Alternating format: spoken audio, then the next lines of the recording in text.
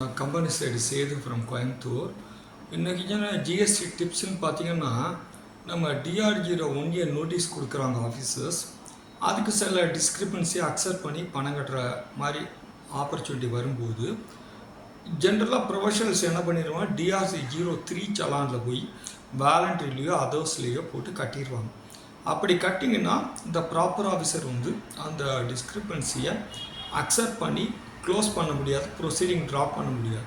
திருப்பி அவர் டிஆர்01 கொடுத்து show cost notice கொடுத்து அதுக்கு ரிப்ளை வாங்கித்தான் க்ளோஸ் பண்ண முடியும். நம்ம அந்த பேமெண்ட்டை கட்டி அந்த டிஸ்கிரிப்ஷனை அக்செப்ட் பண்ணாலும் டிஆர்01 ப்ரொசீடிங்காக க்ளோஸ் பண்ண முடியாது. சரி சார், நம்ம டிஆர்01 க்ளோஸ் பண்ணணும் ப்ரொசீடிங் சார், டிஆர்01க்கு போக விடக்கூடாது அப்படின்னு நினச்சிங்கன்னா, நம்ம மை அப்ளிகேஷனில் ஜிஎஸ்டி போர்ட்டலில் டிஆர்03 செலக்ட் பண்ணி உள்ள ஆப்ஷன் வரும், வாலண்ட்ரி அதர்ஸு. அதில் போய்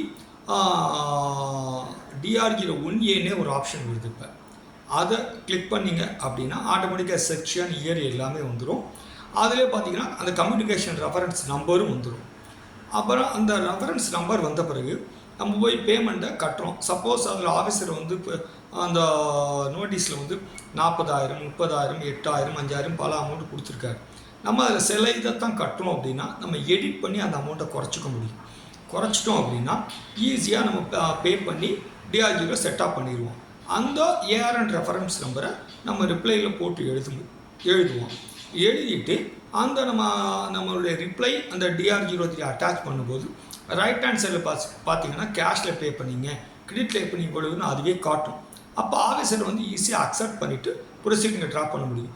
நம்ம அப்படி கட்டாமல் டிஆர்03 வாலண்ட்ரியில் அதர்ஸில் போய் கட்டினா ஆஃபீஸர் டிஆர்01 ப்ரொசீடிங்கை ஸ்டாப் பண்ண முடியாது. டிஆர்01 ஷோ காஸ்ட் நோட்டீஸ் கொடுத்து அதுக்கு ரிப்ளை வாங்கி தான் க்ளோஸ் பண்ண முடியும். இதுதான் என்னுடைய ஜிஎஸ்டி டிப்ஸ். அடுத்தடுத்த வீடியோக்களில் சந்திக்கலாம். தேங்க்யூ.